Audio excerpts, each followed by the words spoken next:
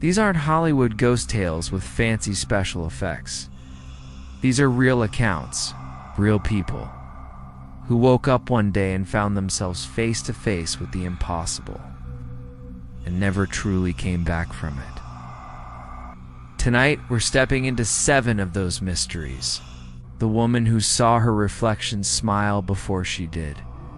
The child's laughter echoing through an empty basement. The neighbor who waved at you this morning, even though he died last week. These aren't stories you laugh off. They're the kind that make you check the corners of your room before you sleep. Oh. Before we begin, you know how this works. Your subscription, your like, your little click on that bell. It helps us keep bringing you the kind of stories the mainstream won't dare to whisper about. You and me, we're in this together. So do me a favor. Turn off the lights, get comfortable. If you think you're ready to question reality, let's begin. Episode 1. The Man with No Footsteps. You ever notice how the strangest stories don't come from movies or books or any of that Hollywood junk? They come from regular folks.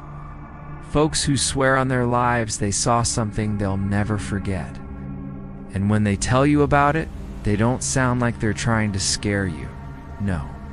They sound like they wish they could forget, like they'd give anything to scrub it from their minds.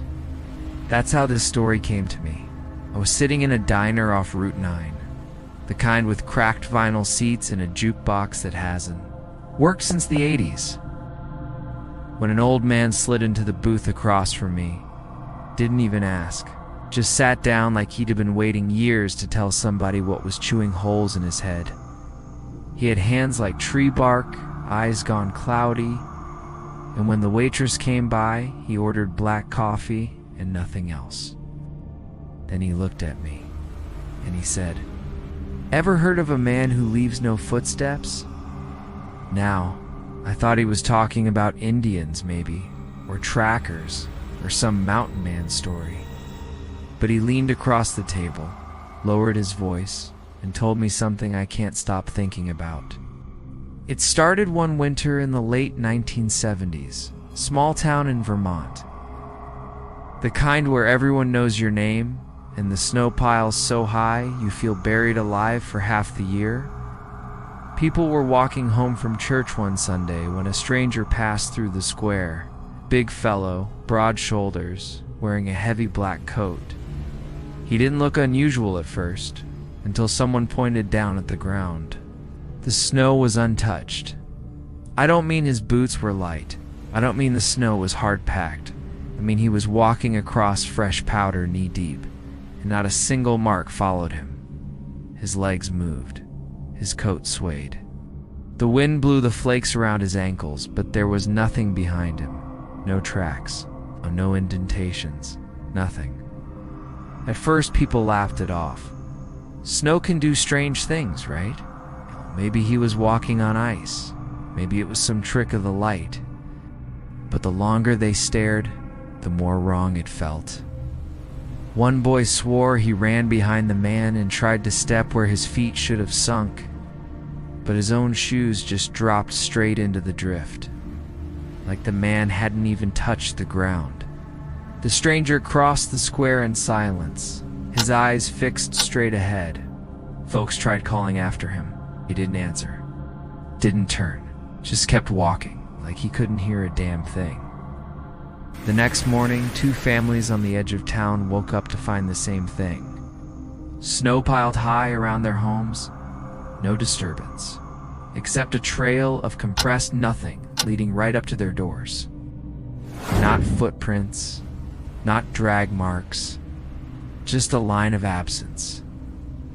And here's where it gets darker. They swore when they opened the door. The man was standing in the yard, coat black as soot, shoulders broad as ever. And though the snowstorm howled around him, not a single flake touched his coat. He didn't move, didn't speak. Just watched the house like he was waiting for something. Both families moved away before the month was over, packed up their lives in the middle of the night, and never looked back.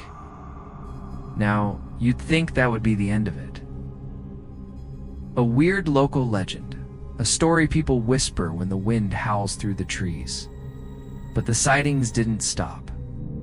Over the next 20 years, people across Vermont, New Hampshire, even as far south as Massachusetts reported the same thing. A tall man in black, walking across snow without leaving a trace. Sometimes he appeared near houses, sometimes on back roads.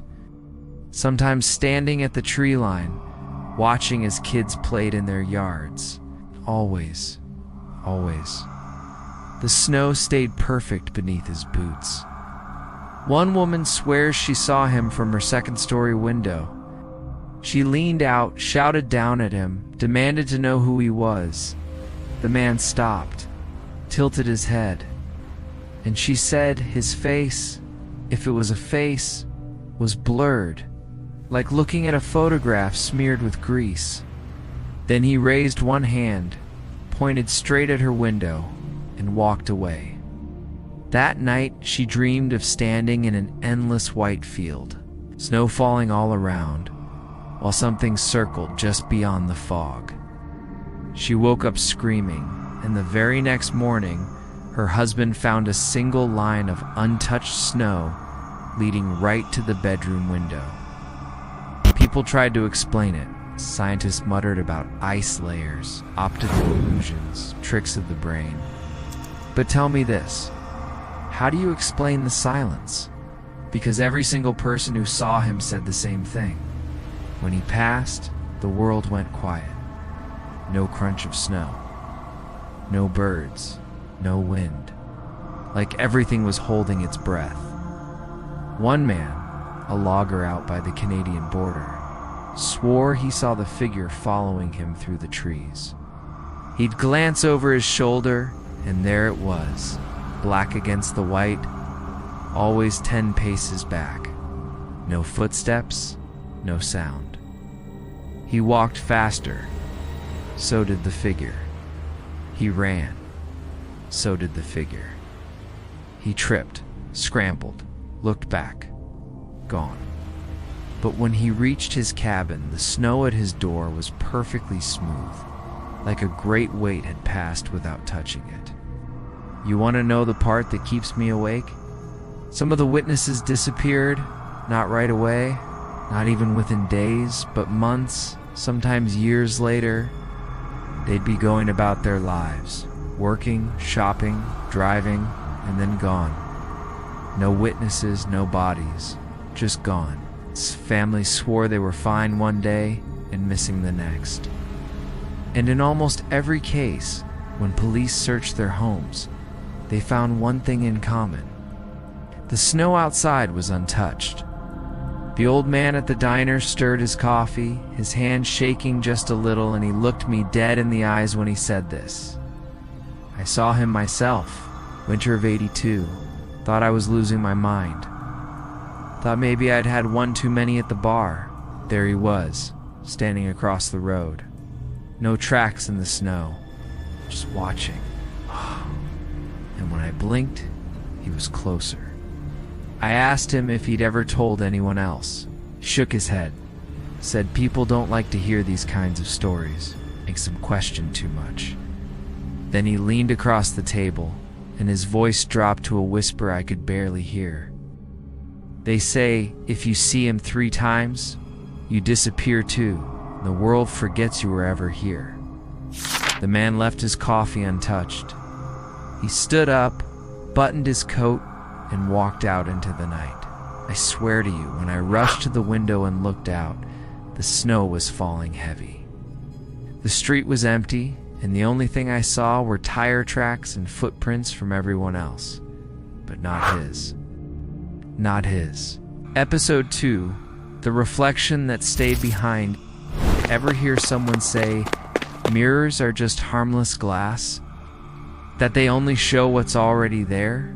Don't believe it? I've been collecting stories for a long time now. Stories people don't tell strangers unless something inside them is clawing to get out. And I'll tell you something.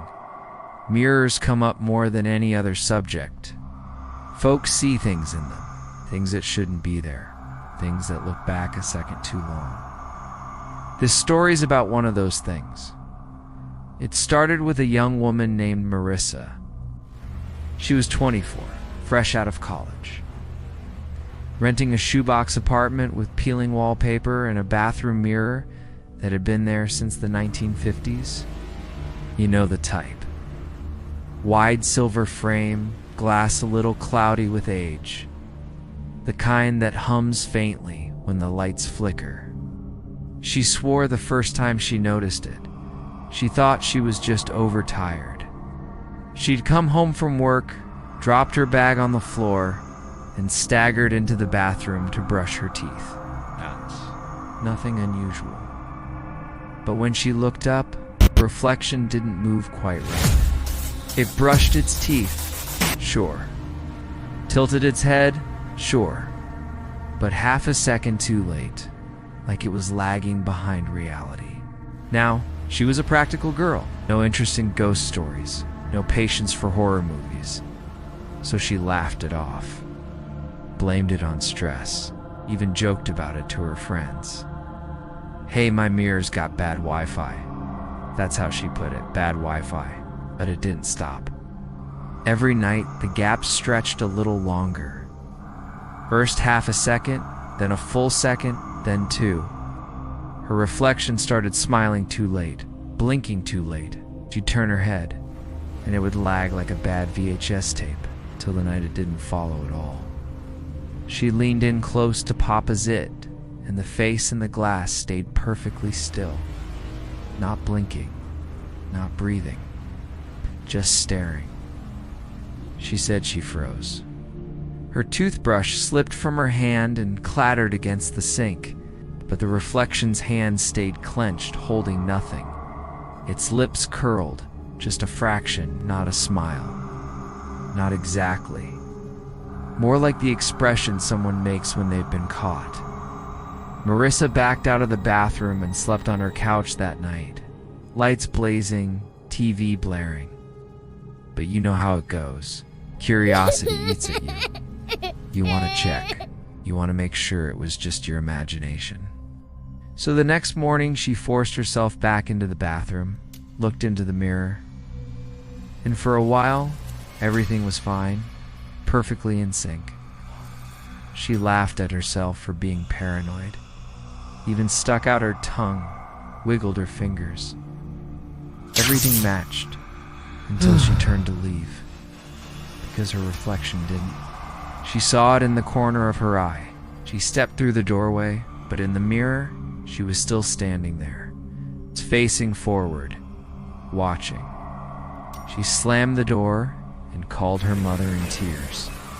Moved back home for a few weeks, but when she returned to the apartment, the mirror was waiting.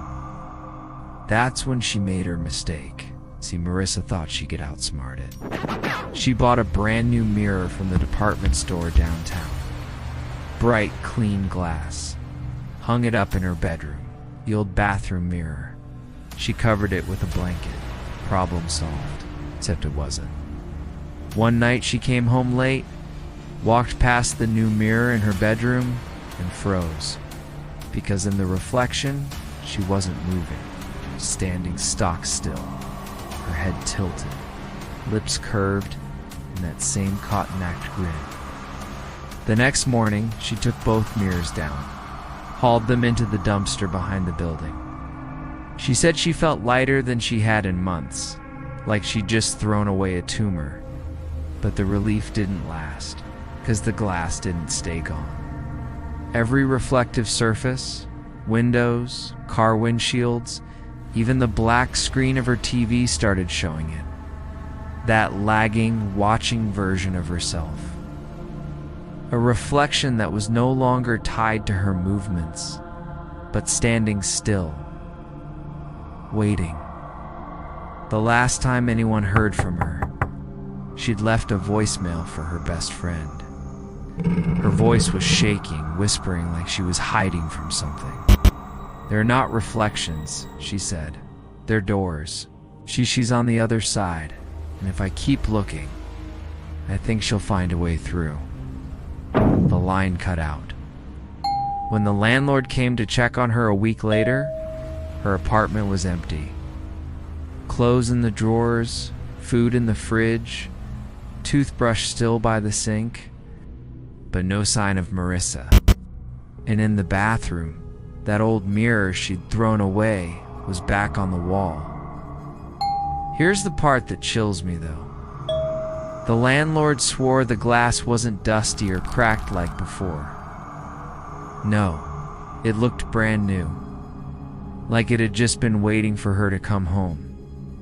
He says he only looked in it once, just once, and he saw Marissa, standing behind him, smiling.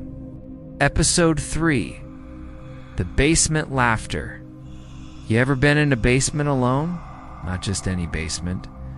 I mean one of those old ones, with stone walls that sweat in the summer and groan in the winter, where the air feels thick and cold no matter what season it is. A place where the light bulb dangles from the string, and when you pull it, the shadows only seem to get darker. If you've ever stood in one of those, you already know how it feels.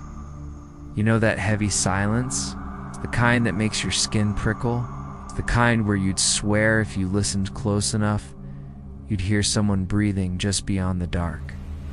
That's the silence this story comes from. And once you hear it, you'll never think about basements the same way again. The house was nothing special.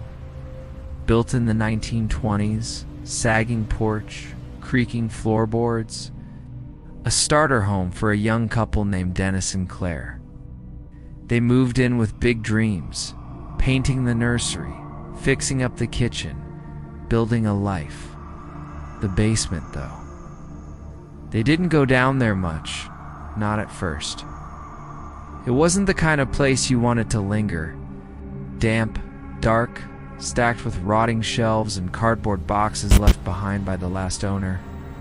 The single light bulb burned out on the first week in the house, and Dennis never got around to replacing it. But then came the night they heard it. It was around midnight. Claire had gotten up to grab some water, and she froze in the kitchen. The sound was faint, muffled, but clear enough to make her blood run cold. A child's laughter. Coming from the basement, she thought maybe the neighbors were up late, their kids playing in the yard. But when she pressed her ear against the floor, she heard it again. Clearer, higher, like a little girl's giggle echoing through the concrete. She woke Dennis, who rolled his eyes and muttered about pipes and drafts. But when he got up to prove her wrong, the sound came again. Burst of laughter, sharp and sudden, drifting up through the basement door. They didn't sleep that night. For the next week it happened again. It's not every night, but often enough. Always around midnight. It's always that same laugh. Bright, playful, but with something hollow underneath. Like it wasn't coming from a throat, but from somewhere deeper. Dennis bought new light bulbs. He went down there with a flashlight, checked the walls, the pipes, the furnace. Nothing. Just dust and damp air. But when he climbed back up the stairs, he swore he heard a whisper behind him. A single word. Stay. Claire started avoiding the kitchen after dark. She'd go to bed thirsty rather than walk past that basement door. She said sometimes when she brushed her teeth, she'd see the door handle tremble like something was testing it from the other side. Then the laughter changed. It wasn't just giggles anymore, it was voices. It's more than one. Sometimes a boy, sometimes a girl, sometimes both at once. And always from directly below them. One night, Dennis finally snapped. He grabbed a hammer from his toolbox, stormed down the basement steps, and shouted into the dark. "Who's down here?" His words echoed back, empty and brittle. No answer. Until the laughter came again, right behind him. He spun around, hammer raised, but the stairs were empty. The sound echoed from every direction, bouncing off the stone walls, growing louder, sharper, until it filled the whole basement like a chorus. Dennis bolted upstairs and slammed the door. The laughter stopped. They called the landlord, swore no one had ever reported anything like that. Told them basements creak, sounds travel, houses make noise. But when Dennis mentioned the voices, the landlord went quiet. Finally, he said, "You just keep the door locked. Don't go down there after midnight." And then he hung up. 2 months later, Claire's sister came to stay with them. She didn't know about the basement. On her second night, she wandered into the kitchen for a glass of water, heard the laughter, and thought it was a TV left on. She opened the basement door. Dennis and Claire found her at the bottom of the stairs, eyes wide, lips stretched in a grin that didn't belong to her. She was laughing. Not her laugh, not a human laugh. Something warped and doubled, spilling out of her mouth like it didn't belong there. They dragged her upstairs, shaking her, slapping her, until finally the sound died in her throat. When she came to, she swore she hadn't gone down there, swore she hadn't heard anything, swore she had no idea why they were staring at her like she'd come back from the grave. She left the next morning, never came back. The couple tried sealing the basement, padlocks, boards, even had a contractor cement the door shut. But every time within a week, the locks would snap, the boards would split, the cement would crack, and the laughter would return. Always at midnight, always waiting. The old man who told me this story was the mail carrier. He said one day the house just went quiet. No one answered the door. No one picked up their mail. Weeks passed. Finally, the police went inside. The furniture was there, the clothes, the food in the fridge. But Dennis and Claire were gone. No signs of a struggle, no signs they'd ever packed up. Just an empty house. The only thing out of place was the basement door, wide open. And from the dark below, if you leaned close enough, you could still hear it, that awful, endless sound. Children laughing. Episode 4. The neighbor who waved at you this morning, even though he died last week. You ever live in one of those neighborhoods where nothing much happens? It's the kind of place where the grass is always trimmed. Kids ride bikes in the street. And people wave at each other, even if they don't know one another's names. That's what Ash Grove Lane was. A quiet little cul-de-sac, safe and boring in every way. Michael Reeves had lived there for 6 years. He wasn't special in any way. An insurance adjuster, 38, divorced. It's the kind of man you wouldn't remember if you bumped into him at the grocery store. But he liked it that way. He liked the quiet. He liked the predictability of it. Nothing ever changed on Ash Grove Lane. Nothing, except the fact that his neighbor, Mr. Harlan, died one Tuesday night. Harlan had been an old man, but not the fragile kind. He still cut his own grass, washed his own truck, and made jokes with whoever walked by. People liked him. People trusted him. He was the kind of neighbor who watched the street, who waved at the kids and reminded them to look both ways before crossing. And then, just like that, he was gone, collapsed in his kitchen, dead before the ambulance arrived. Michael went to the funeral because that's what you do when someone across the street dies. He sat in the back, listened to the preacher talk about how Harlan had lived a full life, and then went home. By the weekend, things were already slipping back into routine. The porch light across the street stayed off. The lawn grew a little higher, and Michael got used to not seeing that easy grin when he walked to his car in the morning. But the following Monday morning, everything changed. Michael had just stepped outside, coffee in hand, when he saw him, Harlan, standing on his porch, wearing the same khakis he always wore, the same baseball cap tilted low on his forehead, smiling like he always did, and he was waving. Michael froze, coffee cup halfway to his lips. His heart gave one hard thump in his chest, and for a second, he thought maybe he was dreaming. He blinked, rubbed his eyes, looked again. The porch was empty.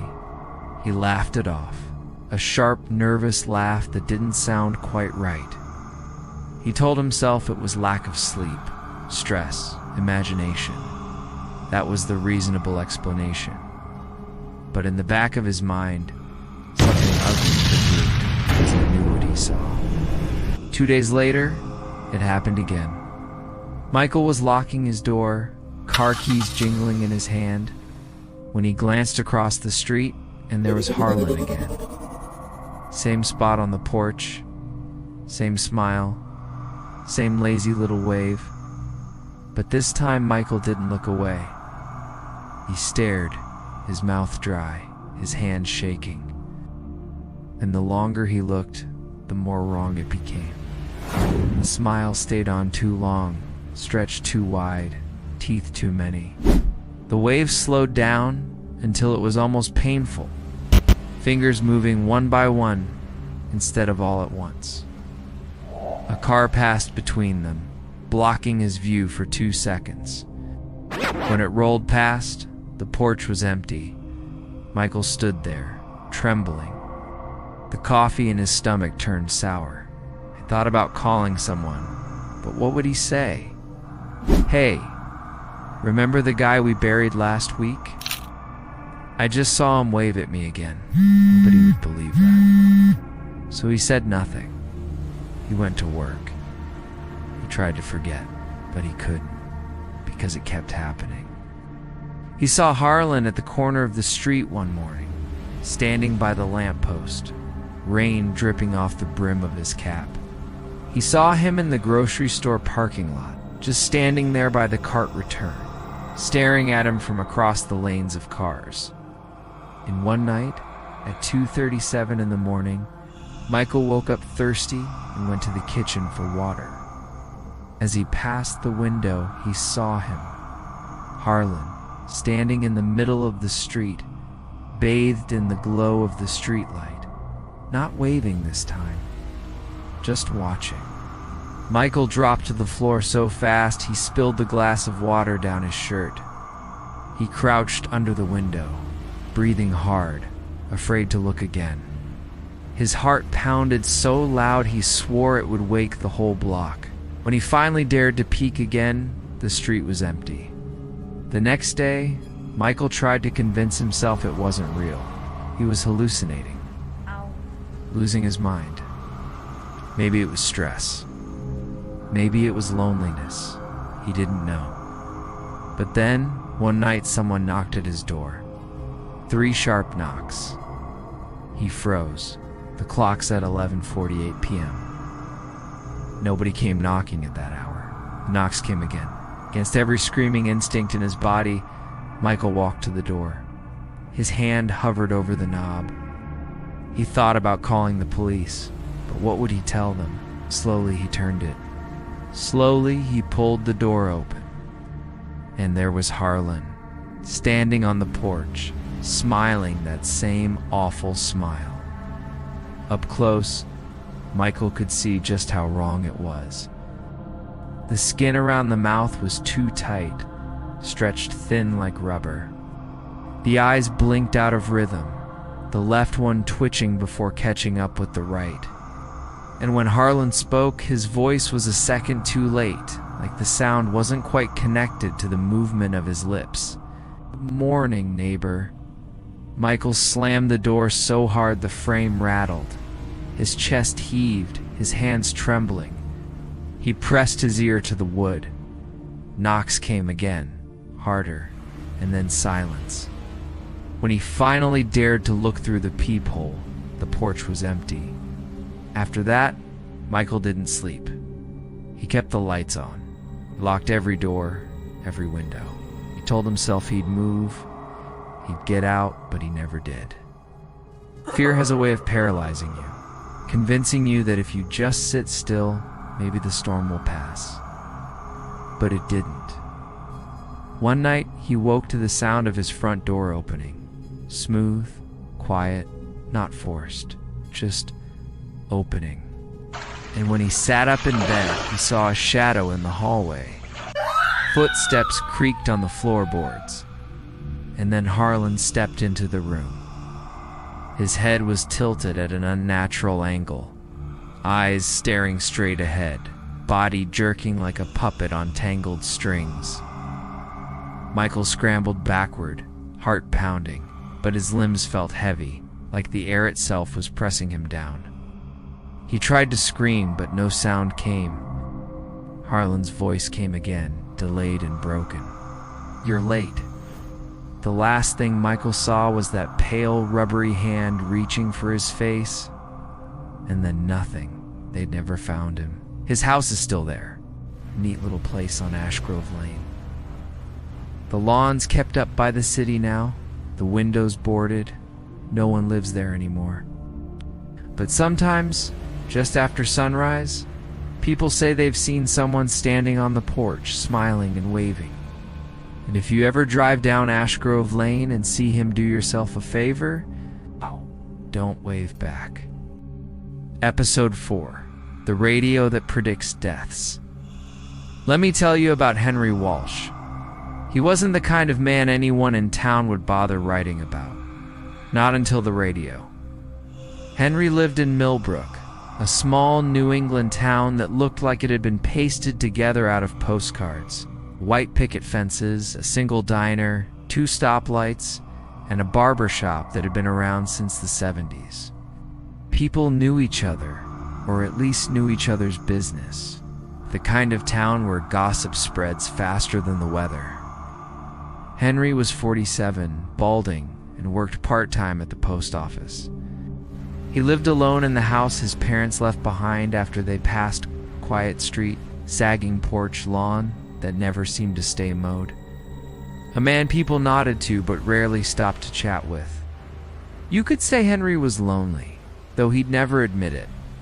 The story begins the day Henry walked into Good as New, the local thrift shop. He wasn't looking for anything in particular. He liked to poke around on Saturday mornings, see what people had tossed out of their lives. Old clocks, faded board games, lamps with no shades. That's where he found it. Sitting on a dusty shelf between a stack of vinyl records and a cracked snow globe was a radio. A bulky, old-fashioned thing, maybe from the 1950s. Wooden casing, brass dials, a speaker screen that looked like it had been gnawed by moths. It wasn't pretty, but something about it caught Henry's eye. He plugged it in at the shop. The tube inside hummed to life, and the static filled the air like rain falling on asphalt. He twisted the dial, but no matter where he turned it, only one station came through. A man's voice, calm, steady, a little too smooth. Like those late-night AM radio hosts who talk like they know something you don't, and the voice said a name. Clara Hendricks. Henry frowned. Clara was the name of the old woman who lived 2 houses down from him. He chuckled nervously, figured it was coincidence. The voice continued. 76 years old. She will not wake up tomorrow. That made Henry's stomach knot. Turned the dial again, but the station stayed locked. Same voice, same low hum behind it, like whispers underwater. Then the radio fell silent. Henry shook his head, muttered, "Weird damn thing," and decided he'd take it home. It cost him $5. That night, he left it on his kitchen counter. He thought about the broadcast once or twice, then shrugged it off. Radios picked up strange things all the time: truckers, far-off stations, emergency tests. He ate his dinner alone, watched the news, went to bed. The next morning, Clara Hendricks was dead. They said she passed quietly in her sleep. The ambulance came just after sunrise, red and blue lights painting the street. Henry stood on his porch in his bathrobe, watching the EMTs wheel out the covered stretcher. His chest felt tight. He thought about the radio, about that calm voice saying her name, predicting the moment. Coincidence, he told himself. Just one of those eerie accidents. But he didn't really believe it. That night, he turned the radio on again. Static hissed. Then the voice came through. Michael Daly, 32, car accident on Route 9, midnight. Henry froze. Michael Daly worked at the diner. He was the fry cook, always greasy, always smiling. Henry had eaten burgers made by that guy 100 times. He looked at the clock. 10:15 p.m., he considered picking up the phone, warning someone. But what would he say? That an old thrift store radio was giving him death notices like the goddamn Grim Reaper's PA system. They'd laugh at him. Maybe lock him up. At 12:03 a.m., the sirens wailed through Millbrook. The news came quick. Michael Daly's pickup truck had blown a tire on Route 9, slammed into a tree, dead on impact. Henry sat in the dark living room, the radio's dull glow reflecting in his glasses. His hands trembled as he lit a cigarette, though he'd quit years ago. The voice had been right. Twice. He didn't sleep that night. Every creak of the house made his nerves jump. He found himself staring at the radio, half expecting it to speak again, to spit out another name. When dawn came, he unplugged it, shoved it into the hall closet behind a stack of coats. Tried to forget. Of course he couldn't. By the third day, curiosity clawed at him worse than fear. He plugged it back in. Static. That steady hum. Then, Dorothy Kemp, 60, drowning. Tomorrow evening. Henry's breath caught. Dorothy was a friend of his mother's, a woman who sometimes brought over apple pie. She had arthritis so bad she needed a cane. Drowning, she could barely get down the front steps. The next day, Dorothy's son took her to Lake Monroe for a picnic. She slipped on the wet dock, fell into the water. He said she panicked, couldn't pull herself out. Henry didn't even go to the funeral. He couldn't look at her son without hearing that voice in his head. 3 years. 3 deaths. All called in advance by that cursed machine. By now, Henry was terrified of the radio, but he also couldn't resist it. Each night he turned it on like an addict reaching for a fix. Sometimes it gave one name, sometimes 2. Always calm, always certain, and every time the death came true. He started clipping obituaries from the Millbrook Gazette, stacking them in neat piles on his kitchen table, each one proof. Proof that he wasn't crazy. Soon, he stopped leaving the house. He quit his job at the post office. The world outside felt flimsy, unreal, compared to the certainty of that voice. One evening, a storm rolled in, rain slashing against the windows. Henry sat in his dim kitchen, staring at the radio. His face was pale, sunken, stubble creeping across his jaw. He hadn't eaten much in days. The voice came again. Janet Loring, 9 years old. Struck by lightning. Tomorrow, Henry gasped. Janet was the little girl across the street, bright smile, always drawing chalk rainbows on the sidewalk. He felt his stomach twist. This wasn't like Clara, or Michael, or Dorothy. This was a child.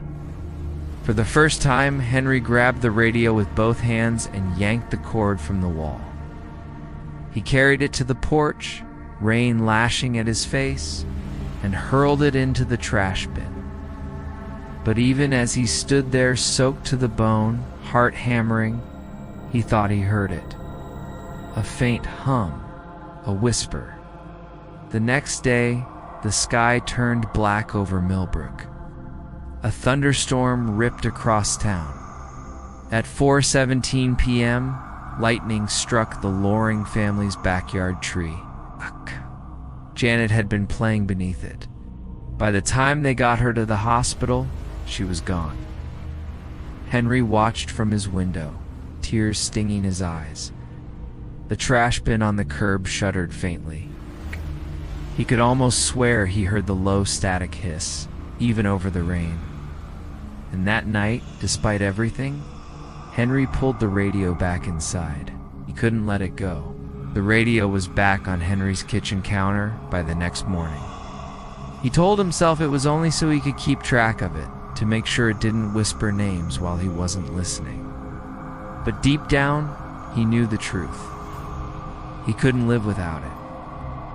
It had become like oxygen or nicotine or maybe something worse. Every evening when the light drained from the sky, Henry found himself drawn to it. Fingers twitching for the dial, heart pounding as the static washed over the room. Each new name was a knife. And yet he leaned forward, hungry for it, the way a gambler leans over a roulette table. The deaths came faster now. Sometimes 2 a night, sometimes 3. The voice rattled off names like a roll call of the damned. Always calm, always certain. Paul Stenson, 44. Heart failure in his sleep. Marcy Taylor, 28. Fall. From the 3rd floor balcony, Gerald Pope, 81, collapsed in church. Henry checked the newspaper, the obituaries, the local gossip at the diner. Every single time the voice was right, he began writing them down. Spiral notebooks filled with lists, page after page, dates, names, causes. His handwriting grew cramped, desperate. His kitchen table disappeared under stacks of paper. The worst part wasn't the deaths, it was the waiting. Hearing a name, knowing what was coming, and being powerless to stop it. He tried once, when the voice said, Ellen Marsh. 59. Gas leak.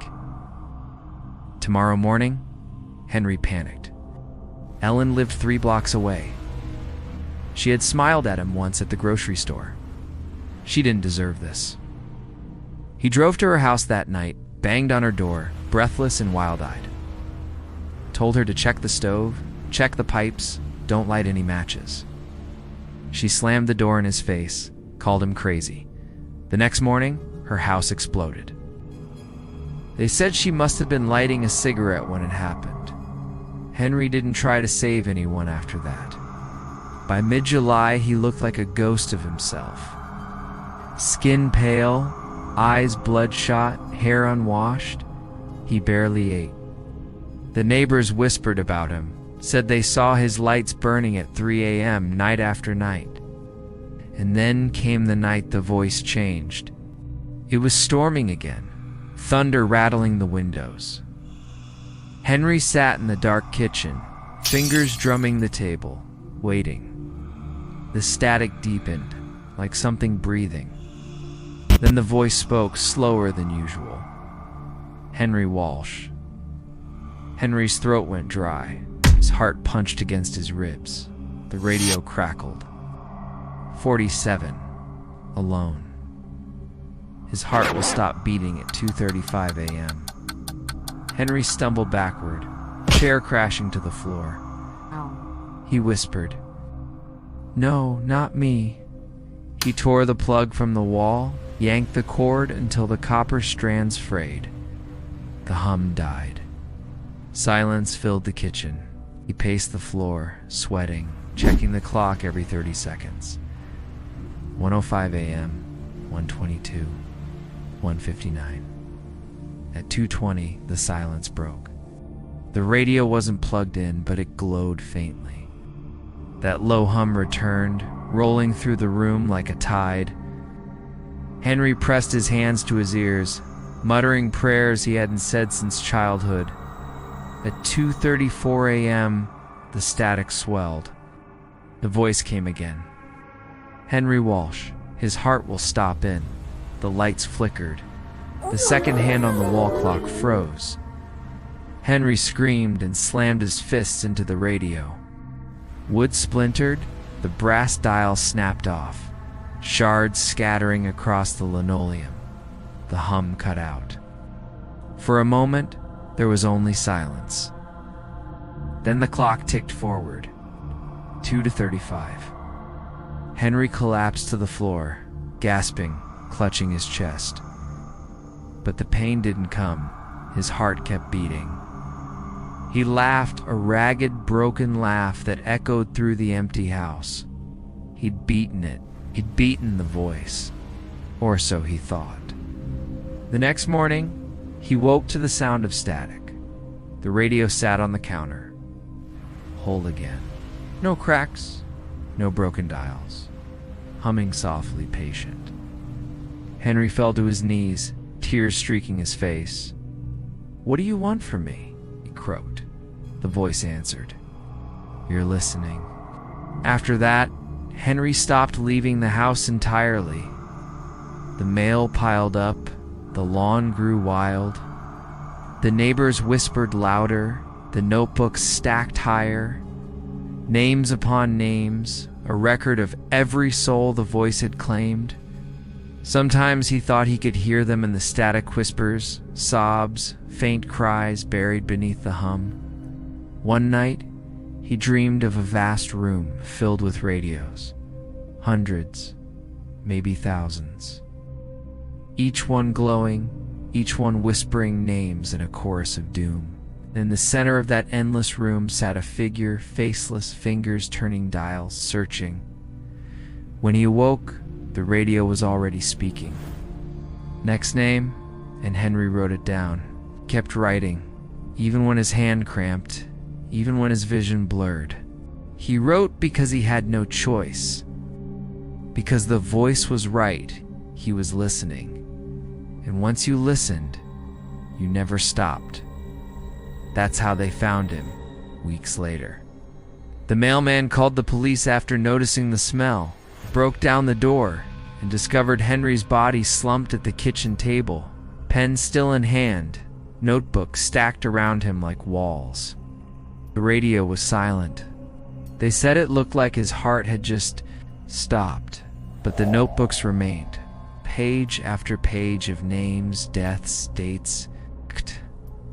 In the last entry, scrawled in shaky letters, Officer Daniel Myers, 43, heart attack. Tomorrow morning, Officer Myers was the man who found the body. I died less than 24 hours later. The notebooks were boxed up, stored in the police evidence room. The radio, though, nobody knows where it went. Some say it disappeared from the table before the coroner even arrived. Others whisper it shows up in thrift shops sometimes, just waiting. Maybe if you turn the wrong dial one lonely night, you'll hear it too. That calm voice, that whisper in the static, speaking your name. Episode 6. The Midnight Bus. People in town never spoke of the bus directly. Not in daylight.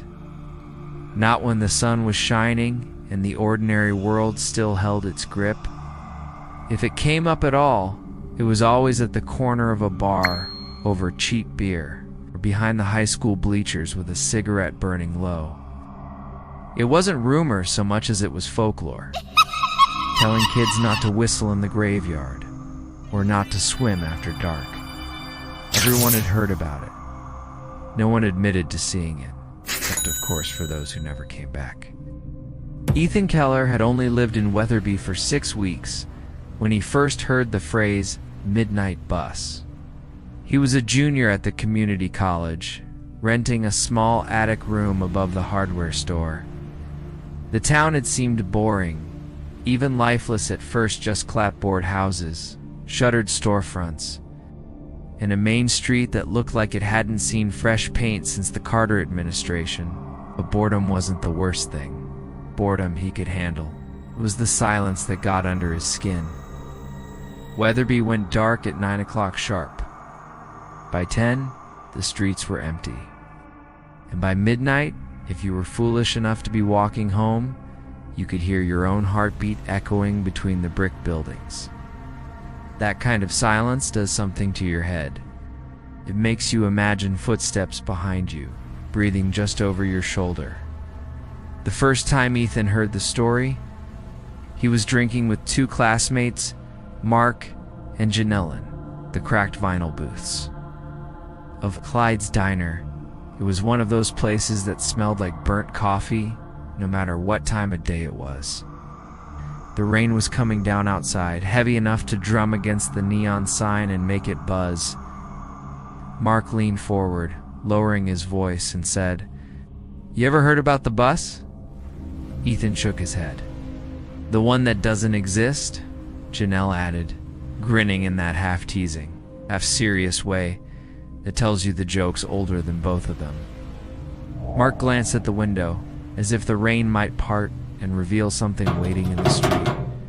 There's a route. It's no number, no schedule. No one sees it except at midnight. If you wave it down, the door opens, and if you get on, he trailed off. "You don't get off?" Janelle finished. Ethan laughed, but it was the nervous kind. "So what is it? Some ghost story? Urban legend?" "That's the thing," Mark said. "There's no record of it, but people go missing. Ask around, there's names. Everyone pretends they moved away, but..." His face was pale. "I had a cousin, Jacob, disappeared my sophomore year, last seen downtown at 11:30 at night. His car was parked, keys inside, no sign of a struggle." People whispered. Ethan tried to brush it off, but that night when he walked home, the rain-slicked streets empty around him. The story clung to him like wet clothes. Every shadow seemed longer. Every corner looked like a bus might roll past. For the next week, he couldn't stop thinking about it. Not that he believed it, not really, but because the story had a hook in it. Small towns were full of secrets. Most were mundane. Affairs, bankruptcies, drinking problems. But sometimes the rot ran deeper. And this felt like one of those things people pretended not to see. At the library, Ethan combed through the back issues of the Weatherby Gazette. Missing persons, unexplained disappearances, folks who supposedly moved, but left half their lives behind. He found 3 in the past decade, 6 more if you stretched further back. The names matched whispers he overheard on campus in hushed tones. Then there was the janitor at the college, Old Man Riley. When Ethan asked him if he'd ever heard of the bus, the man froze in place, mop dripping water onto the linoleum. He didn't answer, just muttered, "You don't ask questions you don't want answers to," and shuffled away. That only fueled Ethan's curiosity. The first time he saw it, he thought he was dreaming. It was late quarter to midnight. He'd stayed late at the library, nose deep in microfiche, trying to track Jacob's disappearance. Walking home, his breath misted in the cool October air. The street lamps hummed, throwing circles of pale light onto the cracked sidewalk. Then, from far down Main Street, came the sound of an engine. Not the sputter of an old pickup, not the whine of a sedan. This was deeper, steadier. A diesel growl that made the hair rise on his arms. Headlights cut through the fog.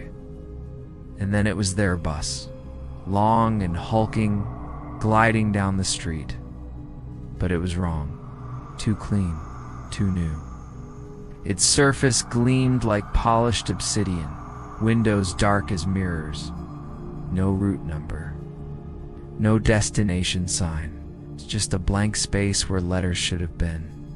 Ethan froze on the sidewalk, heart banging against his ribs. The bus slowed. The door hissed open. Inside, he could see only shadows, rows of seats, silhouettes sitting stiff and silent. No movement, No sound. Just watching. The driver turned his head. Ethan couldn't make out a face.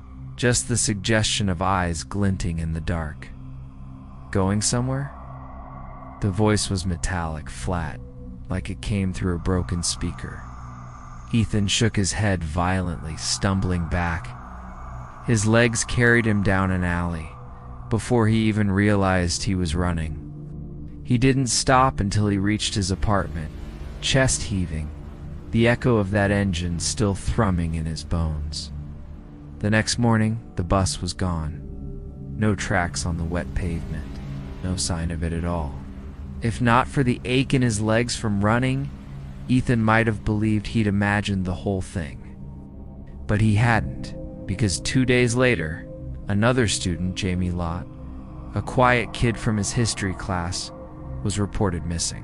Last seen leaving the library around 11:45 p.m. Ethan didn't need anyone to tell him where Jamie had gone. He already knew, and he couldn't let it go. Not now. That was when the obsession became something more dangerous. Ethan bought a notebook, started keeping track of times, dates, weather conditions. He prowled the streets after dark, watching intersections, listening for that low growl of an engine. He stopped sleeping much. Janelle teased him, at first called him Mulder, said he was chasing aliens, but the laughter dried up when he showed her the newspaper clippings. "You need to stop," she told him one night, voice trembling. "My mom says her uncle saw it years ago." He waved it down as a joke. Disappeared for 3 weeks. When he came back, she trailed off. He wasn't right. Didn't talk. Wouldn't eat. Just sat by the window at night, waiting for it again. He hung himself before Christmas, but Ethan couldn't stop. Curiosity had curdled into something heavier. Responsibility, maybe, or fate. He had to know, because deep down, he was starting to believe the bus wasn't just taking passengers. It was hunting them. Ethan didn't have to wait long for another chance. It came on a Thursday, the kind of cold October night where the wind cut through your jacket and rattled loose shutters like teeth. He was walking the streets again, couldn't seem to stop himself anymore, even when his body begged for sleep. His notebook was crammed with scribbles. Moon phases, cloud cover, barometric pressure, even what he'd eaten, in case it mattered. At 11:56, he heard it. That low diesel hum. He froze under a flickering street lamp as the sound grew louder, closer, until headlights pierced the fog. The bus rolled into view exactly as before. Black, gleaming, windows opaque. But this time Ethan didn't run. He planted his feet and raised his hand, the same way you'd flag down a cab in Boston. The brakes sighed. The door folded open with a hiss. Inside, shadows sat in neat rows. Too still, too silent. The driver's head turned, and again, Ethan couldn't see a face, only to glimpse where eyes should be. Going somewhere? The voice rasped like a radio tune between stations. Ethan swallowed, heart hammering. "Yeah," he croaked. "I am." And he stepped inside. The door closed with a finality that sent a chill crawling up his spine. The air inside smelled faintly of dust and iron. The bus lurched forward, smooth as if it glided rather than rolled. He slid into a seat near the middle, clutching his notebook like a talisman. That was when he noticed the passengers. They weren't sitting right. Their heads lolled against the windows or hung low, as if too heavy for their necks. Some had eyes closed, some stared blankly at the seat in front of them. Not a single one spoke. Not a cough, not a sigh, not the scrape of shoes. Ethan leaned closer to the nearest figure, a woman in a faded blue dress. Her skin was grayish, waxy, like candle wax left too long in the sun. Her hands clutched a purse, knuckles white, though she never blinked. He looked down the row. They were all the same. Not dead exactly, but not living either. "Where does this go?" Ethan whispered, though he wasn't sure who he was asking. The driver's voice rasped from the front. "Wherever you were headed." Ethan's stomach turned. He tried the window glass, cold as ice. No give. The aisles seemed longer now, stretching impossibly far, rows multiplying like a funhouse mirror. He blinked, and for a second, he thought he saw Jacob Mark's missing cousin slumped in one of the back seats, mouth slack, eyes glazed. The bus made a turn, though Ethan recognized none of the streets. Outside the windows, the town had melted away. The lamps were gone, the sidewalks gone, even the stars overhead. All that remained was a gray blur, like fog smeared across black glass. The notebook slipped from his hands and thudded to the floor. He wasn't in Weatherby anymore. The bus slowed, hissing to a stop. The door opened, and a man in a flannel coat stumbled aboard. He didn't look at Ethan, didn't look at anyone, just walked stiffly to his seat, sat, and went still. Ethan's skin prickled. He knew that man. He'd seen him at Clyde's diner 3 nights ago, nursing a coffee. Now he sat gray and waxy like the rest, his breath shallow, eyes empty. Ethan shot to his feet.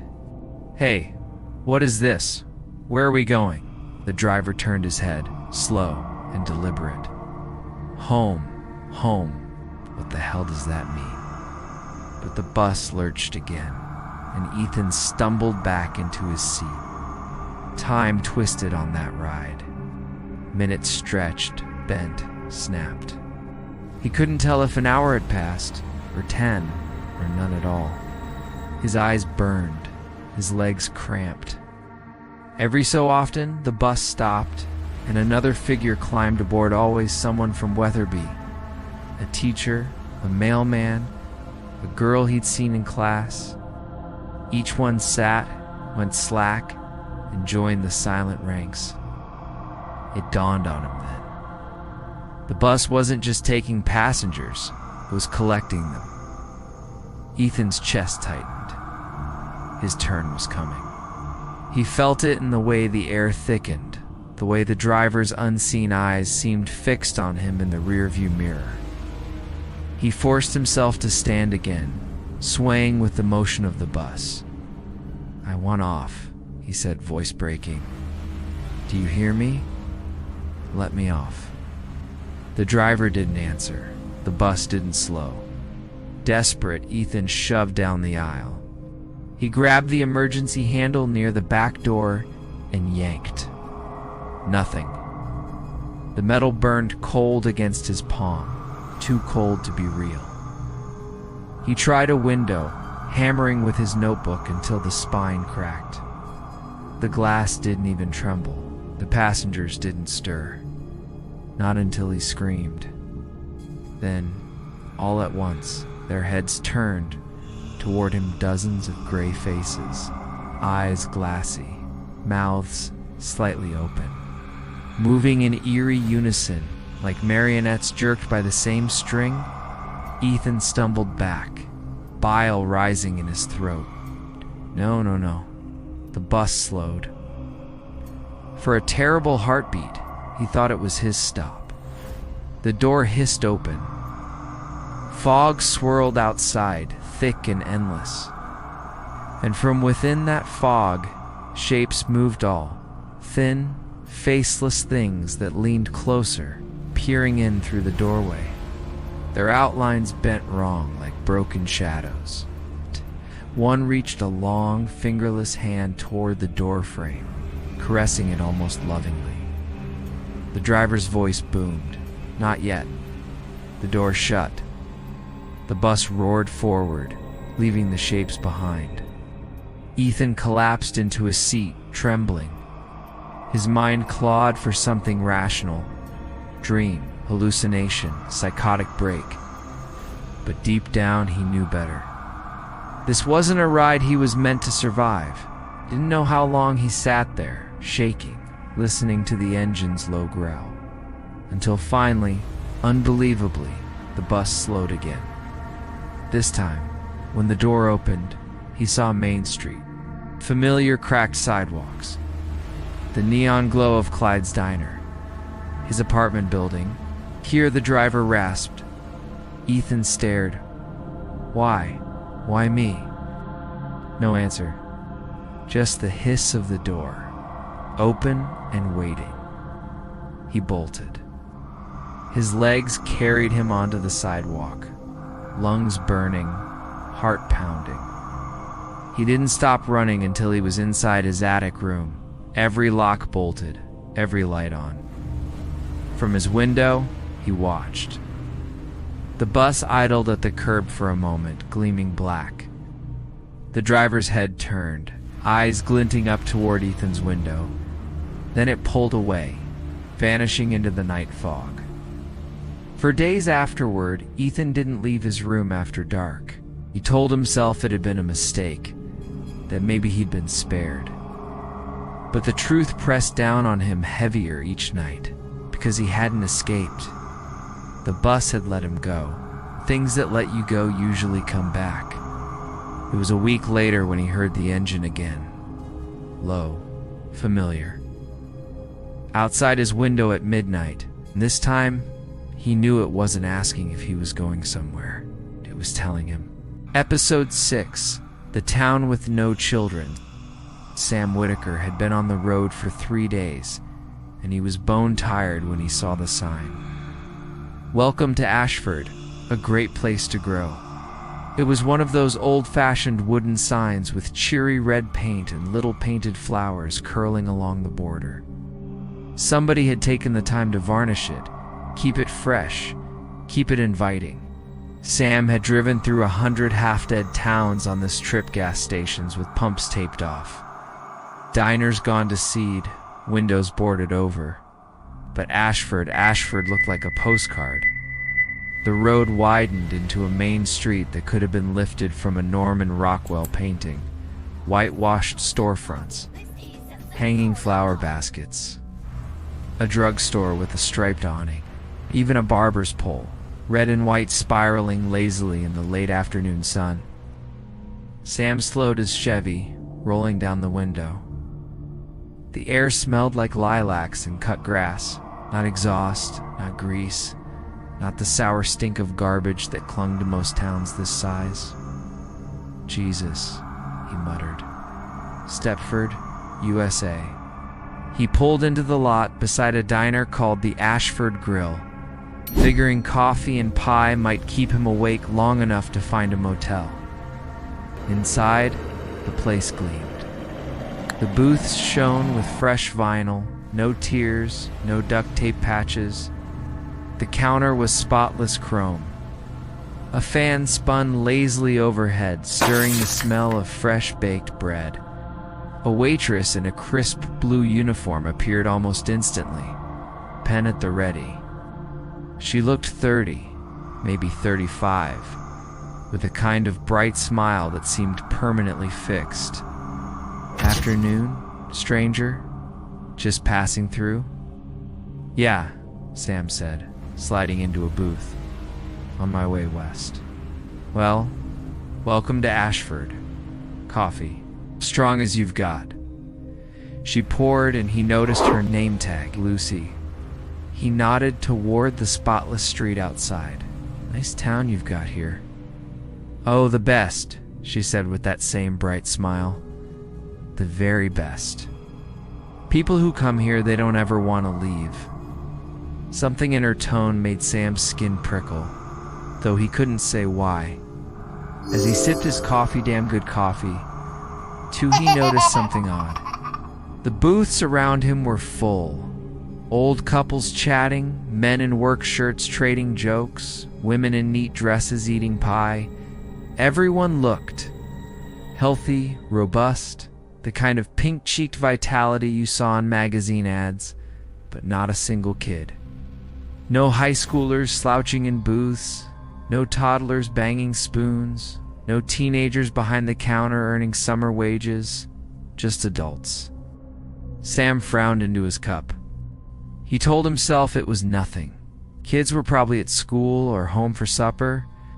Still, when Lucy came back with a plate of pie-a-pow, golden crust like something out of a county fair, he asked as casually as he could, "Quiet around here?" Where did the kids hang out? For the tiniest fraction of a second, Lucy's smile faltered.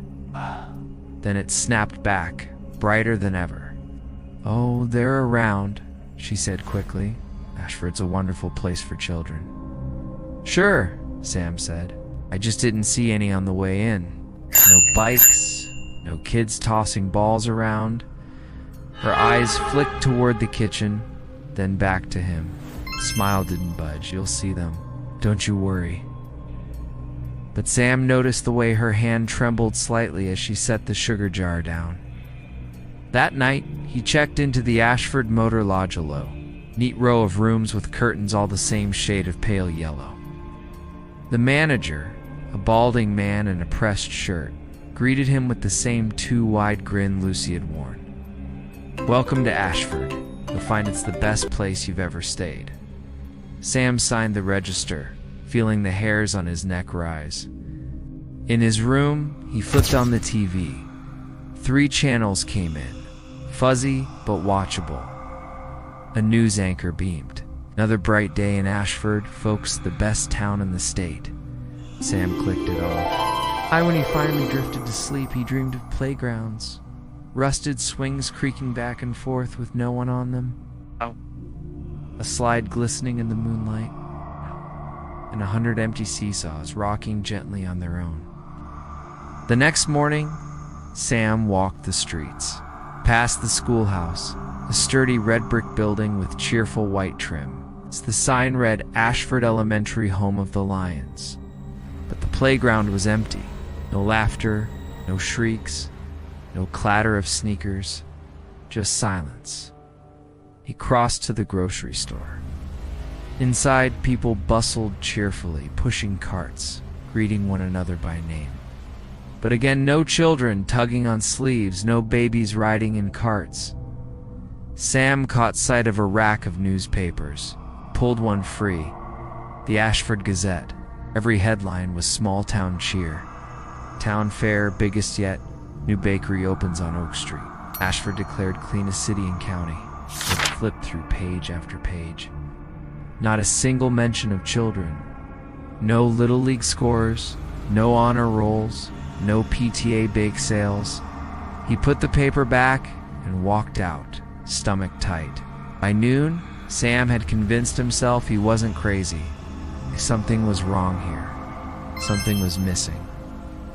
At a park near the center of town, he saw a cluster of benches. Adults sat chatting, knitting, feeding the pigeons, but the swings were motionless. The sandbox was perfectly smooth. No footprints, no toys. Sam sat on a bench, pretending to tie his shoe, and leaned toward a woman with gray curls knitting a scarf. "Excuse me," he said. "I was just wondering, don't kids play here after school?" The woman's hands stilled. Her needles trembled in the air. Then, slowly, she turned her head. Her smile was wide, her eyes just a little too bright. "Ashford is a wonderful place for children," she said. It was the exact same words Lucy had used, the exact same cadence. Sam's throat went dry. That night, restless, he walked the town again. The streets were silent, windows glowing warmly, curtains drawn.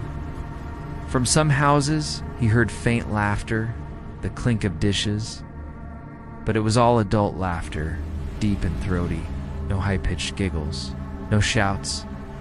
As he passed the school again, he stopped dead. One window glowed faintly. Just one. Sam crept closer. Through the glass, he saw rows of desks, and in the back something moved. A small figure hunched. A child. He pressed closer. Heart thudding, the figure lifted its head. For one heartbeat, he saw its face. Pale, hollow-eyed. Its mouth moved soundlessly, forming words he couldn't hear. Then the light snapped off, and the window was dark. Sam stumbled back, breath ragged. He didn't sleep that night. The next morning, he tried to leave.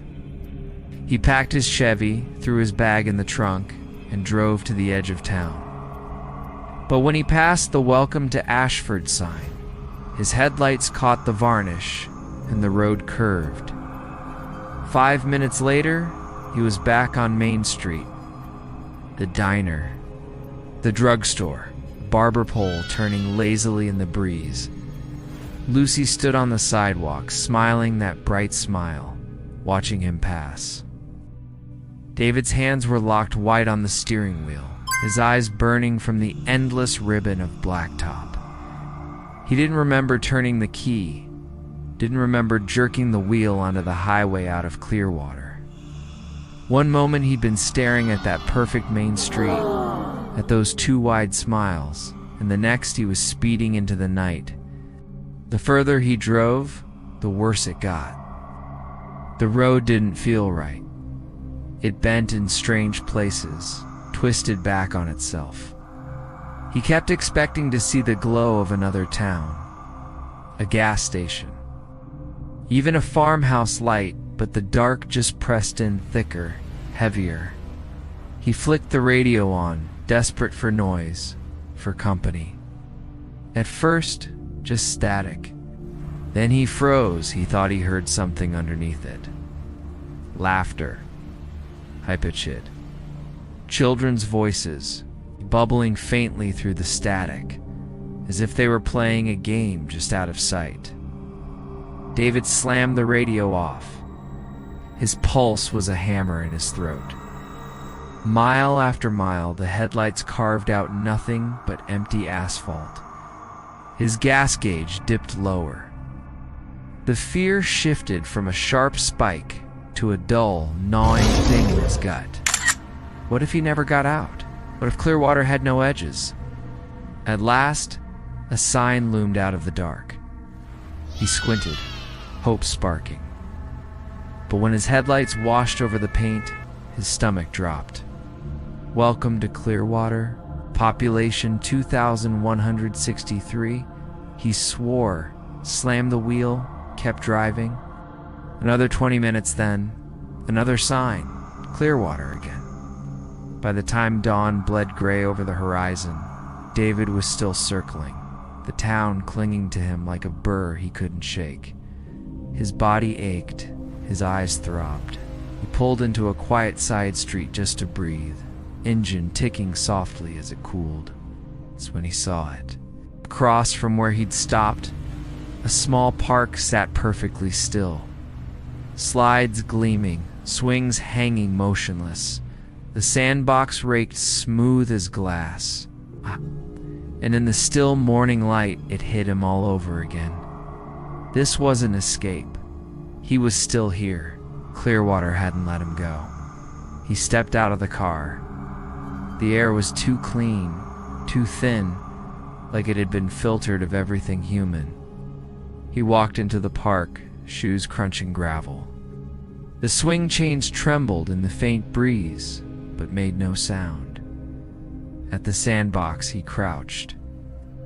The sand was pristine, untouched except for a faint bulge near the edge. His fingers dug automatically, brushing away grains.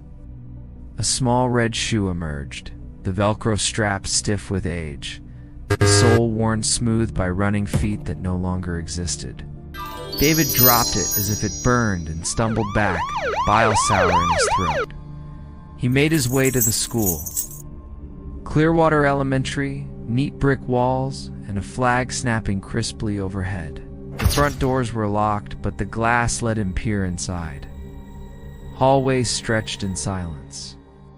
Bulletin boards still bore paper apples and pumpkins, their colors faded.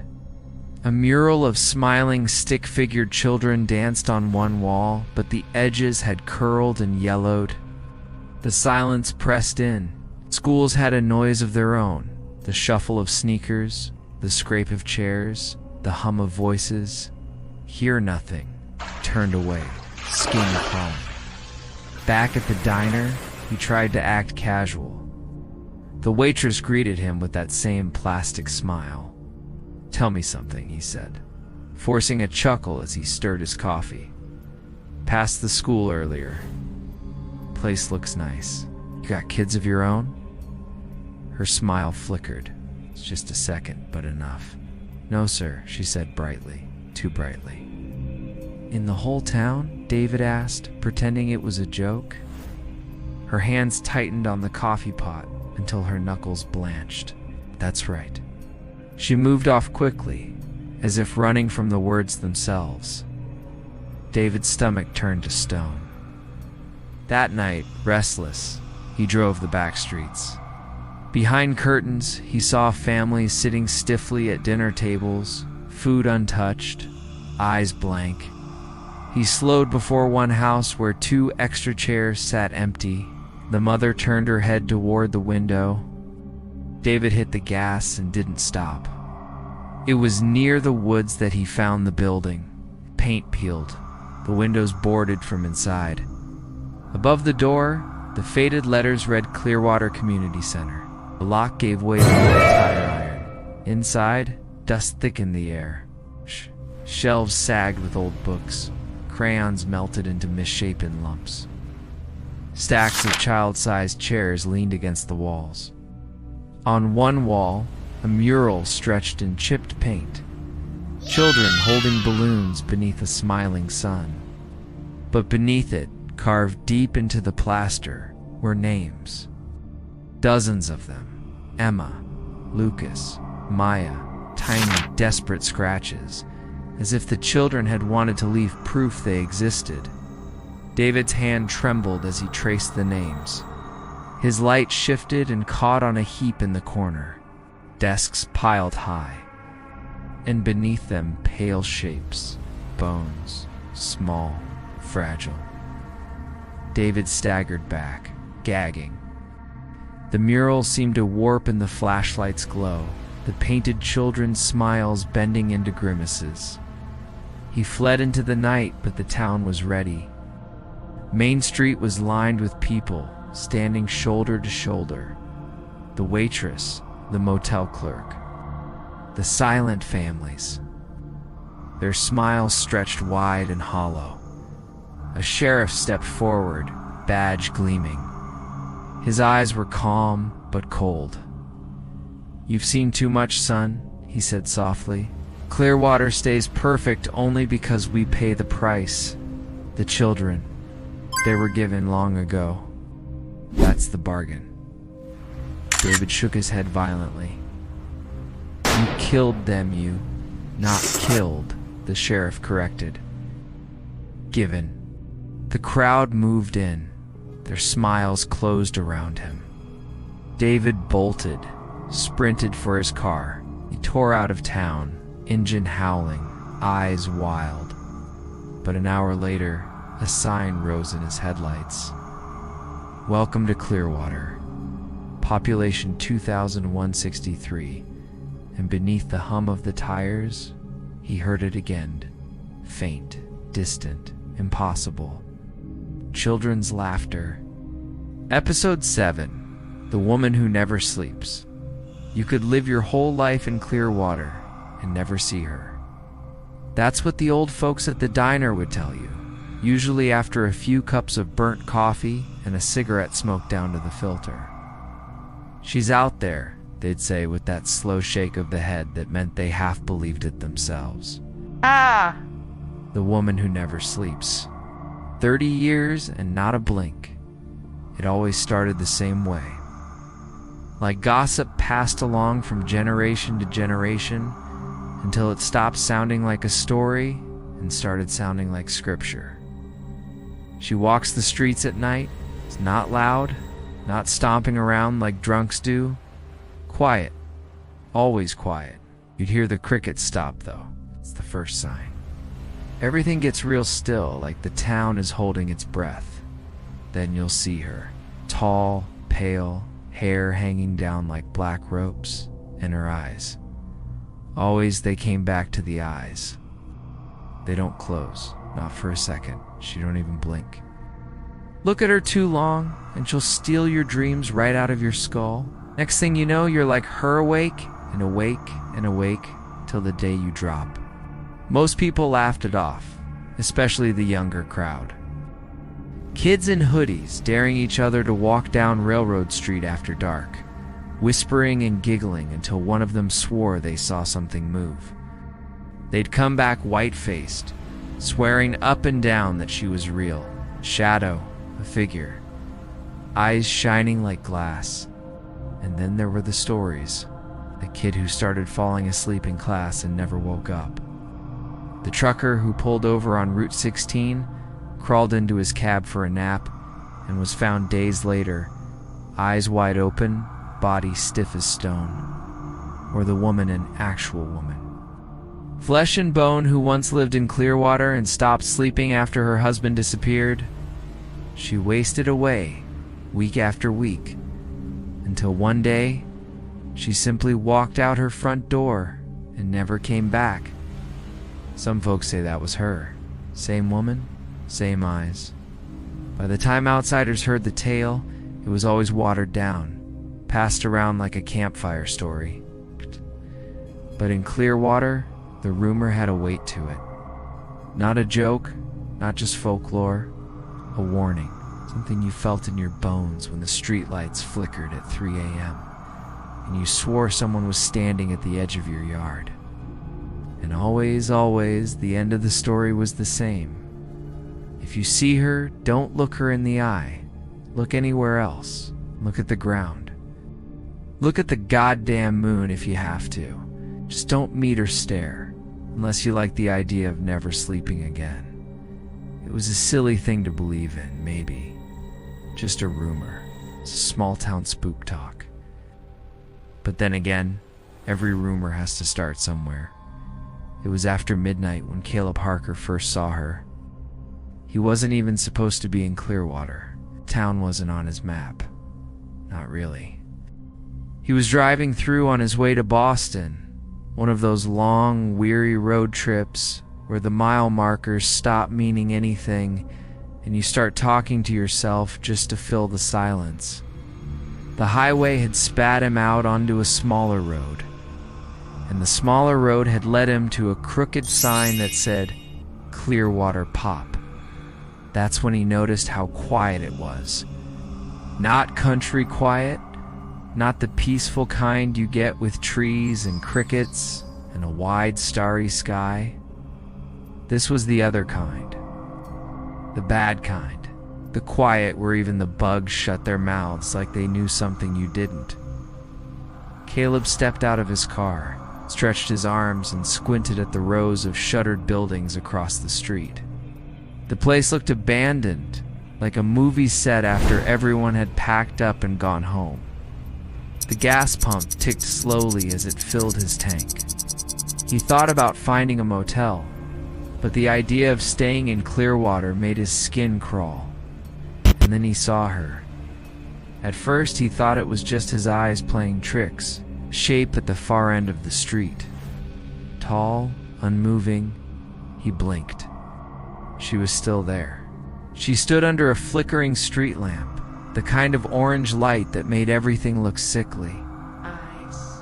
Her hair was long and black, hanging down like wet ropes. Her arms hung at her sides, limp. But it was her head. Her head was tilted just enough to suggest she was looking right at him. Caleb froze, one hand still gripping the pump handle. "Don't stare," he whispered to himself, remembering some half-forgotten story he'd once heard. But his eyes betrayed him, dragging upward, searching for hers. And there they were, eyes wide, dark, unblinking. Eyes that didn't just see you, but pinned you in place like a moth under glass. His breath caught in his throat. It was like she was reaching into him, pulling at the wires of his mind. His body screamed to look away, to run, to do anything but stand there. Finally, he tore his gaze to the ground, heart hammering. His palms were slick with sweat. When he dared to glance up again, the street lamp was empty. She was gone. Caleb swallowed hard, shoved the pump back into its cradle, and slid into his car. He locked the doors, though he wasn't sure why. Locks didn't seem like they'd matter against someone like her. He drove fast, faster than he should have on a road that narrow, the shadows whipping by on either side. But in the rear-view mirror, just for a second, he swore he saw her face reflected back at him. Those eyes wide and hungry, watching him from the darkness inside the car. He didn't stop driving until the sun came up. Caleb made it out of Clearwater before dawn, or at least he thought he had. The road spat him onto another highway, the kind that stretched on forever, with nothing but pine trees on either side.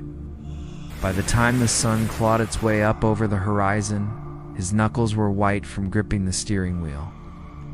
He told himself it was just exhaustion, nothing more. Long drives did things to the brain, made you see shadows where there weren't any faces in the glass. But even as the morning light grew stronger, the unease stayed. He couldn't shake the memory of those eyes, wide, black, watching. He pulled into a diner around 7. It's the kind of place with chipped counters and a neon sign that buzzed louder than the customers inside. A waitress with thinning blonde hair poured him coffee without asking. "You look like hell," she said, setting down the cup. "Long night," Caleb muttered.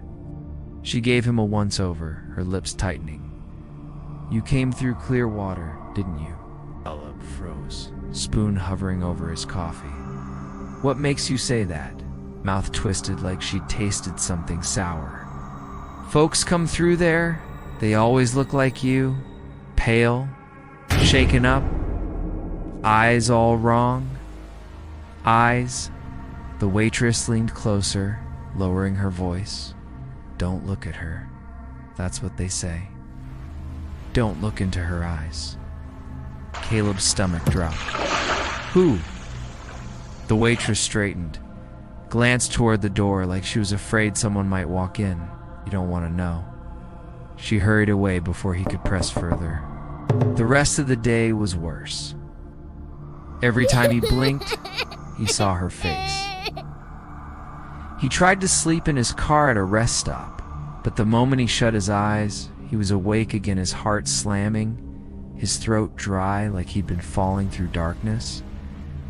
By the second night, his skin felt raw, and the world had a strange shimmer, like reality itself was wearing thin.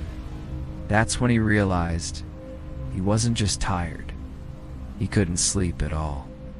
On the third night, Caleb gave in and drove back to Clearwater. That. Something in him insisted the answer was there, waiting.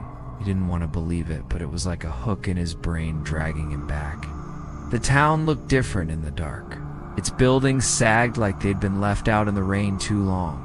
Windows black, streets empty. Yet he felt watched. Every corner, every alley, carried the sense of someone or something waiting.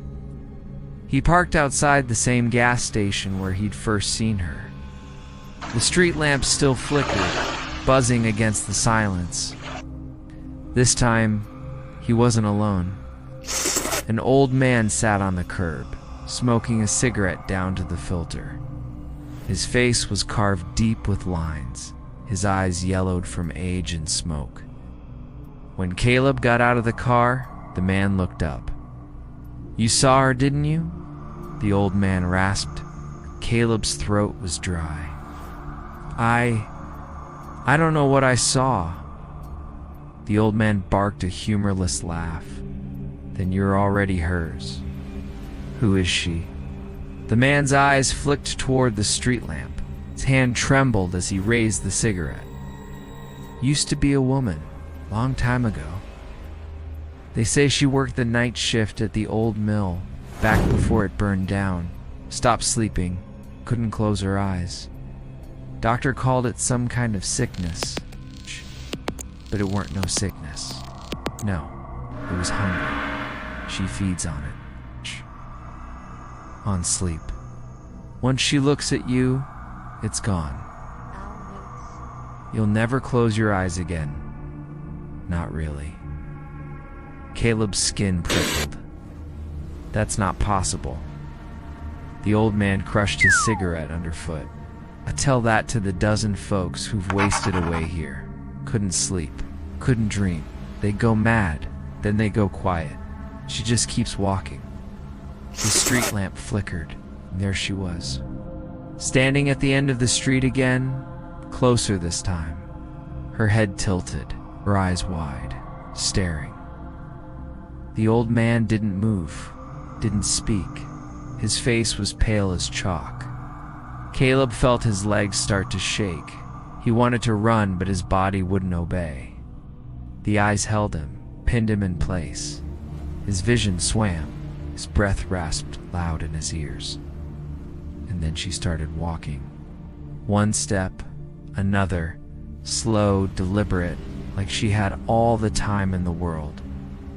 Caleb's body finally broke free, and he stumbled back into his car, slammed the door, started the engine, and tore off down the road.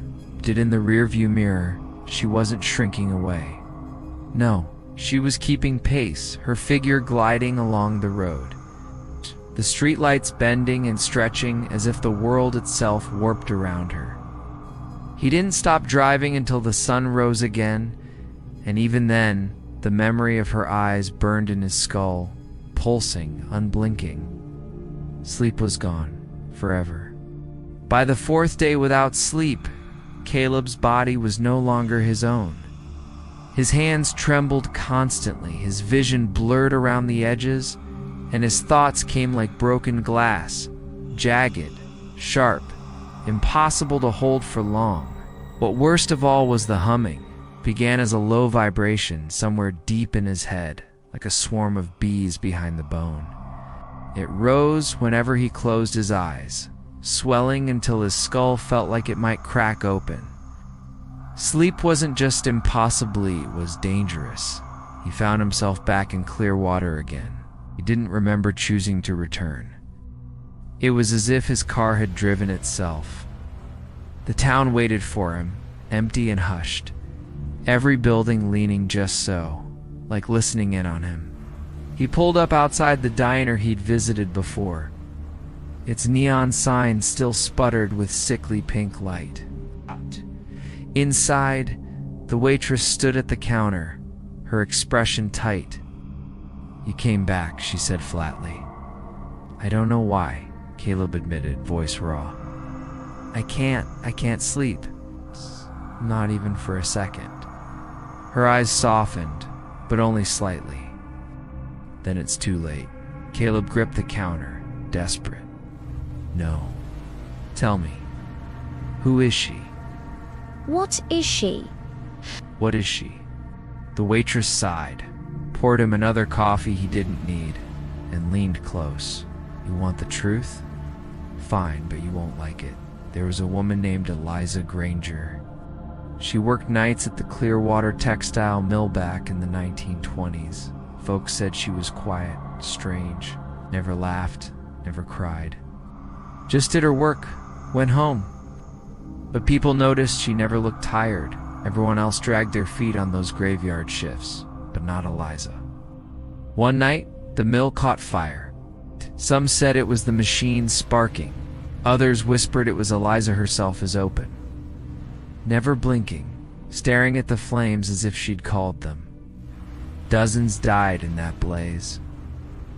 The ones who made it out swore they saw her walking through the fire, untouched, her eyes wide and shining. They buried her in the town cemetery, thought they did. A week later, her grave was empty. People started seeing her. Always at night, always watching. And the ones who saw her, they stopped sleeping. Caleb swallowed hard. That's a ghost story. The waitress shook her head. Tell that to Harold Cobb. He saw her. Lived without sleep for 23 days before he finally... She stopped herself, eyes flicking toward the back booth. You want proof? Talk to Maggie. Caleb turned. A woman sat alone in the booth, her hands wrapped tight around a cup of cold tea. Her face was hollow, skin sagging under her eyes in bruised purple shadows. But her eyes were the worst part. They twitched, darted, flickered like candles in the wind eyes that hadn't known rest in years. Caleb slid into the booth across from her. She didn't look up. You saw her, Caleb whispered. Maggie's voice was papery thin. 31 years ago. I was 17. Her hands shook as she lifted the tea. I was walking home after a dance. Heard my name whispered. Thought it was one of the boys teasing. I turned, and she was there, standing under the lamppost. Her eyes, Maggie's whole body shuddered. They got inside me, like hooks. The first night I thought it was just fright. Couldn't sleep a wink. But then it kept happening, night after night. My body begged for rest, but it never came. They tried doctors, drugs, nothing worked. I just stopped sleeping. Eventually, I stopped dreaming too. Do you know what that does to a person, losing your dreams? You rot. From the inside out? Caleb's throat tightened. But you're still here. Her laugh was dry as dust. Barely. I don't live. Can't sleep. Not ever. And I see her sometimes at the edge of the street or in the corner of a window. Watching. Always watching. Her trembling hand reached across the table and grabbed Caleb's wrist. Her nails dug into his skin with surprising strength. She's got you now, Maggie hissed. Don't fight it. Don't think you can outrun her. She'll follow you to the ends of the earth. And when the rest of your life stretches out before you, endless and sleepless, you'll wish for death like it's a blessing. Her eyes locked onto his, wild, desperate. Pray she takes you quickly. Caleb yanked his wrist free and stumbled out of the booth. The diner seemed smaller now, the air tighter, the shadows deeper. When he looked back at Maggie, she wasn't watching him anymore. She was staring at the window. Her tea spilled across the table as the cup slipped from her hand. Her lips moved soundlessly. Caleb turned. Outside, beneath the neon's pink sputter, stood the woman. Eliza, the woman who never sleeps. Her face pressed to the glass, eyes wide, unblinking. And for the first time, Caleb understood. She wasn't just a ghost. She was hunger. Endless, tireless hunger. Caleb didn't remember leaving the diner. One moment, Maggie's cracked voice was in his ears, her nails digging half-moons into his wrist. The next, he was outside, the night air thick with rotten smoke, though no chimneys burned. The next, he was outside, the night air thick with rotten smoke, though no chimneys burned. And the town had shifted. He could feel it. The streets weren't straight anymore. Buildings leaned closer than before, sagging inward like watchers leaning over a sick bed. And above it all, those eyes. Even when she wasn't there, he felt her. Behind every shadow, reflected in every window, lurking at the edges of his sight. His body screamed for rest, his knees wobbled, his hands shook, but sleep remained a locked door. His brain buzzed like a hornet's nest. He stumbled into his car and drove, headlights carving pale tunnels through the dark.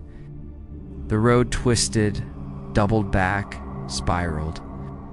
Twice he passed the same gas station where he'd first seen her. No matter which direction he turned, Clearwater folded in on itself like a nightmare that refused to let go. By the sixth night, time had lost meaning. Caleb found himself sitting in a motel room. He didn't remember checking in, didn't remember handing over a credit card or carrying his bag inside. But here he was. The wallpaper peeled in long strips. The air conditioner rattled like loose teeth. His reflection in the mirror above the dresser didn't match his movements. When he lifted a hand, the reflection lagged, then twitched into place like a film reel skipping frames. He tried to close his eyes, just for a second. Darkness rushed up to meet him, and then it shattered, like glass dropped onto concrete. He was awake again, and she was sitting at the end of the bed, her head tilted, eyes wide. Watching. Caleb screamed, scrambled backward until he hit the headboard. But she didn't move, didn't breathe. She simply sat, her eyes pulling at him like gravity. His heart thudded against his ribs. He blinked and she was gone. The room was empty. But when he turned back to the mirror, she was there, standing behind him. But when he turned back to the mirror, she was there, standing behind him. The next night, or what he thought was night, Caleb collapsed in the back seat of his car.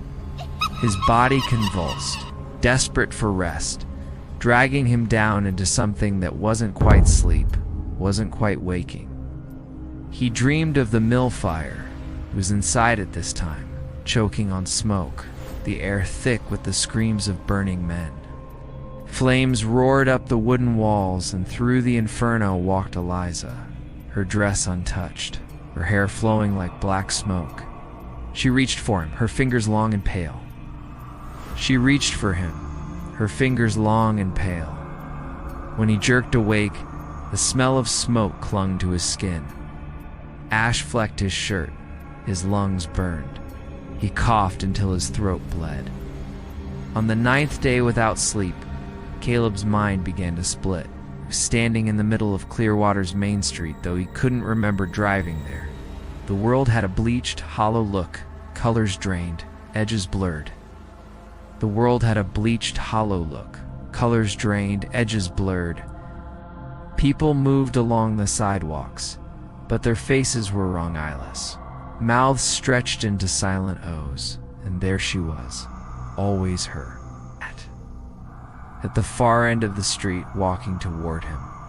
Her pace was slow, but with each blink, she was closer. One moment, she was 20 feet away. Blink. 10. Blink. 5. Caleb fell to his knees.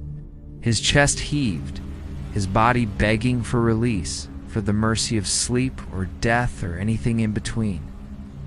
When she stood over him, he felt her breath cold, like air sucked straight from a tomb. "You don't need dreams," she whispered, though her lips didn't move. The words slithered inside his head. "Dreams are wasted things. I'll take them. I'll keep them safe." Her eyes widened, swallowing everything, black as the pit of the world. Caleb realized, with bone-deep horror, that she wasn't simply taking his sleep. She was feeding on his souls, lowly, night by endless night. Caleb didn't remember how long he'd been on his knees. Minutes, days. Time was a thread fraying, unraveling, slipping through his fingers. The town was gone, no, or maybe it had never been there. Buildings folded inward like paper dolls, streets curving and bending into impossible spirals. The only thing that remained constant was her, Eliza, the woman who never sleeps. She stood above him, her shadow spilling long across the cracked pavement. Her eyes were oceans without bottoms, and when he looked into them, he felt himself falling. He thought of Maggie, the woman in the diner, her hollow eyes twitching, her voice thin with decades of exhaustion. He thought of the waitress whispering warnings too late. He thought of the old man outside the gas station, his face gray and broken. All of them caught. All of them hers. And now him. You'll learn. Her voice slid through his head like oil. You'll learn to live without dreams. You'll live forever in the hollow between waking and death. Caleb wanted to scream, but the sound never came. His throat was dry, his tongue heavy, his body shook, spasms racking his muscles. He begged, though not with words, but with every last piece of himself for sleep. Just 1 minute, 1 second. But it never came. Instead, he found himself standing. His body moved, though not by his will. He walked down the street, his legs stiff, mechanical. Behind him, the town breathed like a living thing, sighing through the windows and broken alleys. He turned a corner, another, and there she was again, ahead of him, waiting. Always ahead, never behind. She was leading him somewhere, but where? It was the 10th night, or perhaps the 100th, when Caleb found himself staring into a mirror. He didn't know where it had come from. It hung in the middle of the street, nailed to nothing, reflecting everything and nothing at once. He stepped closer. The reflection, his eyes were wide, black, unblinking. And standing beside him was Eliza, her hand resting gently on his shoulder. He turned. No one was there. When he looked back at the glass, her face filled the frame, and his was gone. Sometimes, in the endless churn of days without sleep, Caleb hears voices. They drift in on the buzzing hum inside his skull, whispers of others who came before. Please, cries. Laughter twisted into sobs. Maggie is in there. So is Harold Cobb. Dozens of them, maybe hundreds, all swallowed, all sleepless. They speak in fragments. Don't look at her, she never blinks eye. Just want to rest. And underneath it all, her voice, patient and steady. You're mine now, forever. Caleb doesn't know where he is anymore. Sometimes he thinks he's still driving, the road stretching on without end. His headlights cutting tunnels through a world that never brightens. Sometimes he's back in the motel, the wallpaper dripping like wet paint. Sometimes he's simply standing, frozen with her eyes locked into his. But one truth is clear: sleep will never come.